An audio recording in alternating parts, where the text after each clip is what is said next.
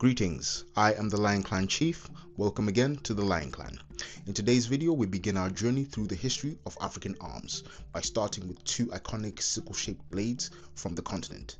These are the Mambele from the Central African region and the Shotel from the Eastern African region.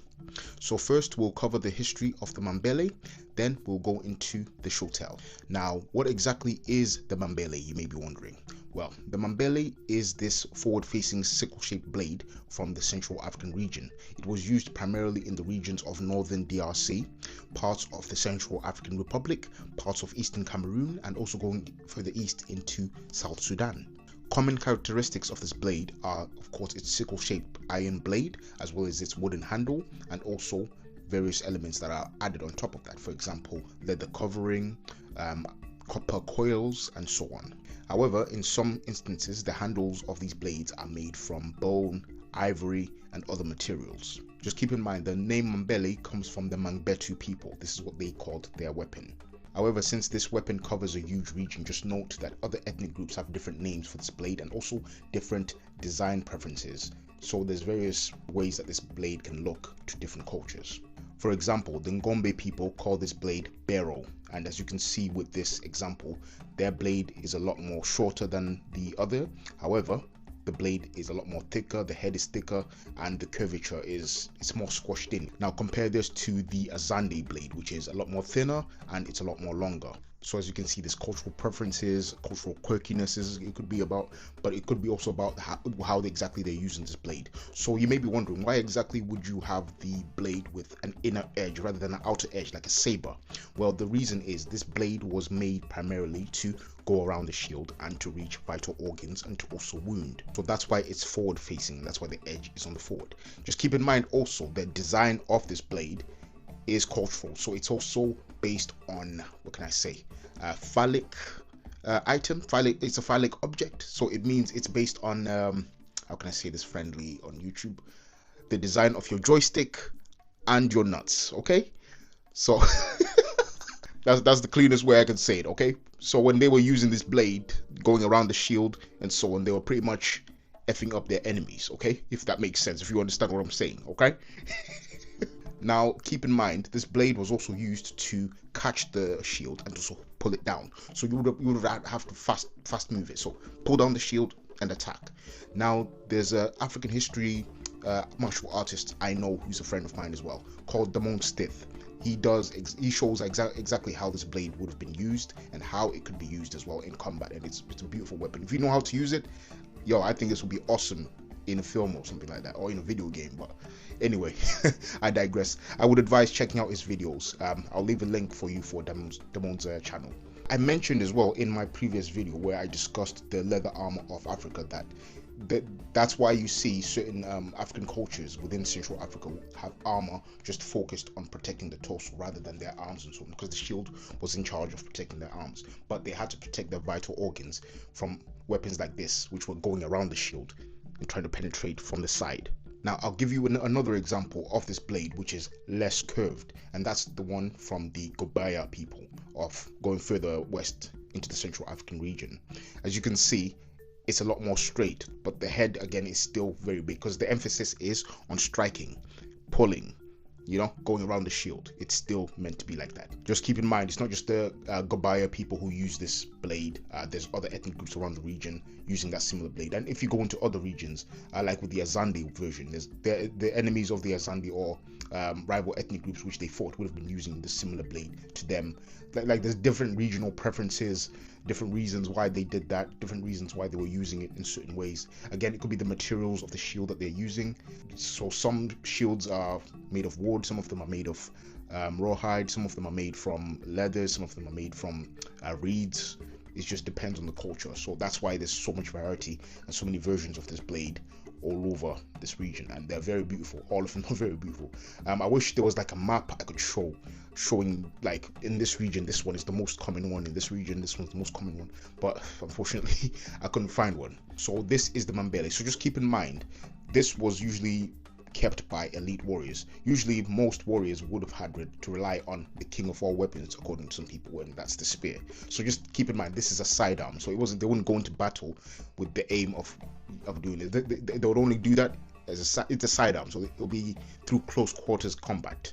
They'll be doing that after either the spear is broken or they've lost their spear or something like that. Then they go to the sidearm. Just keep that in mind, okay? Now, I love the Mambele, but the Shotel, I'm not gonna lie, is my favorite. Now, like the Mambele, the Shotel is a blade which is sickle-shaped and is forward-facing. However, unlike the Mambele, the Shotel is double-edged. So it's got a sharpened edge, outer edge, and a sharpened inner edge. So that means, as well as using it like a sickle to go around the shield and so on, like the warriors of Central Africa would be doing, they also could flip it and make it like a saber. Again, Stith has videos where he's using a Shotel.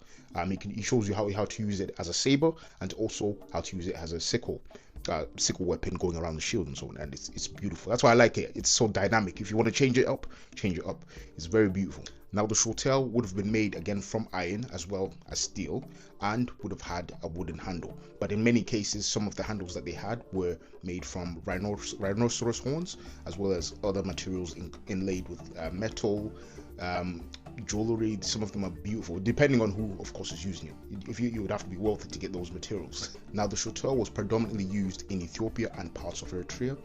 It's associated with the Solomonic dynasty, going back to the founder, or should I say the restorer of the dynasty, called Emperor Amda Sion I.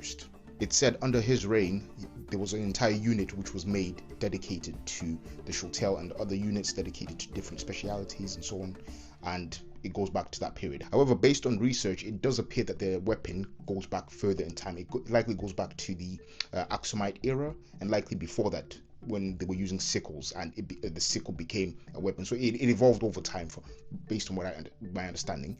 However, I've not seen any historical iconography, for example, showing this weapon going that far, but that's just my presumption. I believe it likely would have gone back before this period and then evolved over time. So usually in Ethiopian society, warriors that were experts or specialists in this weapon were known as Shotelai. Going back to the Middle Ages, it was usually predominantly used by nobles and elites. However, over time, it became more common for common folks to have these type of swords, and also it was still used even going to the period of the Italo-Ethiopian War, which took place during, like, for example, the Battle of Adwa. The Shotels and other curved swords were being used by the Ethiopians on the battlefield. So just keep in mind as well, the Shotel was tip heavy, so it was heavier at the top rather than going down to the hilt, because it was trying to focus on striking power. The stronger the strike, the more penetration you would have, either going around the shield or not to pull the shield down. So it's a very agile weapon, and it could be also used on horseback, as you can see with this illustration that was made depicting the Battle of Adwa, I believe. When it comes to African weapons, I'm not gonna lie, I'm gonna be a bit biased. This is one of my favorite weapons. I'm an amateur creative writer, so my main character uses a Shotel. Yeah, with Shotels as well, just keep in mind there's a variety of them. Some of them are very thin and very hook-like. Some of them are they just look like sabers. It just looks like a claw, but it's a saber, but it's double-edged, so you can use it the other way. You can still go around the shield with it, but it's a lot more difficult. So that one I would use more as a saber, and my main character in my story has that sword. Yeah, so I love this Shotel, man. It's one of my favorites, and I'm happy to see that it's been used in pop culture. This fantasy books I've read, I believe it was called what was it, Kingdom of Souls. Yeah, they use the Shotel. There's also Dark Souls. I believe there's Shotels in Dark Souls as well, which is very awesome in video games as well. But I want more of that. Yeah, so use the Shotel, but you also don't sleep on the Mambele, man. The Mambele is awesome as well. Yeah, as well as the other African weapons I'll cover eventually when I get to it. Anyway, I hope you've enjoyed this video covering African arms for the first time. Please let me know if you've enjoyed this, and if you, again, I'm sorry, you're probably getting tired of me repeating this. If you're from this region and there's something I've missed, or there's more nuance, there's more information that you have on how this was used, the names of elite warriors that used them, key figures in history that were known to use them, let me know, please. I would love to know, and I will, like I said, I always say I'll come back to certain things, because obviously I can't cover everything in one video. It's not possible. But if you do know anything, again, feel free to let me know, and let me know what swords you're looking forward to me covering, and let me know which one do you prefer, the Shotel or the Mambele. Me, again, I say I'm a bit biased. I'll say the Shotel, but put some respect on the Mambele. The Mambele is an awesome blade as well. And again, check out the Stith's videos and you'll see how they're used. There's also a video of the Stith dueling, I believe, a European hammer, which is historical European martial artist, and using the Shotel. And I love those videos. The Stith he's awesome. Like I said, he's a good friend of mine as well. And he's just inspired many of us who are into African martial arts. So if you're into that as well, also check out the historical African Martial Arts Association. So they have a Facebook group and they also have a YouTube group as well. I'll put that in the link below for you. So anyway, I hope you've enjoyed this video. Please like, comment, subscribe, and again, let me know what swords you want me to cover and that you're looking forward to me covering in the future. Anyway, just remember, I am your chief. Good day.